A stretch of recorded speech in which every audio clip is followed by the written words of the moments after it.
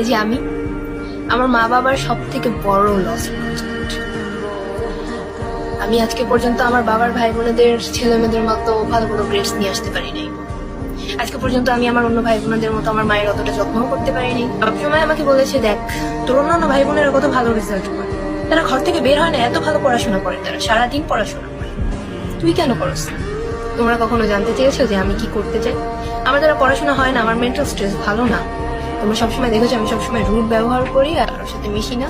আমি প্রতিদিন কান্না করি, সেটা তোমাদের চোখে পড়ে, কিন্তু তোমাদের চোখে এটা ঠিকই পড়ে যে আমি বদলে গেছি। কখনো জিজ্ঞাসা করেছো যে আমি কি করতে চাই? তারপর বলেছো তোর দ্বারা পড়াশোনা হয় না, তুই যেটা করতে চাস আমাদের বল, আমরা তোকে সাপোর্ট দেবো, চেষ্টা করো।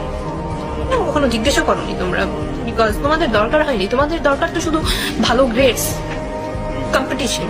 আমি জানি না আমি কতটুকু পারছি আমার মা বাবার এটা ফিল করানোর জন্য যে আমি চেষ্টা করি তাদের ভালো রাখার জন্য, তাদের ভালো দেখার জন্য, কিন্তু আফসোস যে আমার মা বাবা কখনো দেখেন। আমি আমার স্বপ্নগুলোর সব বিসর্জন দিয়ে দিছি, সেটা তারা দেখে না, দেখে শুধু আমি খারাপ হয়ে যেতেছি, দিন দিন আমি খারাপ হয়ে যেতেছি। আমি খারাপ এই জন্য হয়ে যেতেছি যে আমার স্বপ্নগুলোর দাম কারো কাছে ছিল না। আমি যেটা পারতেছি না আমার সেটা জোর করে করানো হইতেছে, আর আমি যেটা চাইতেছি সেটার কোনো ভ্যালু নেই কারো কাছে।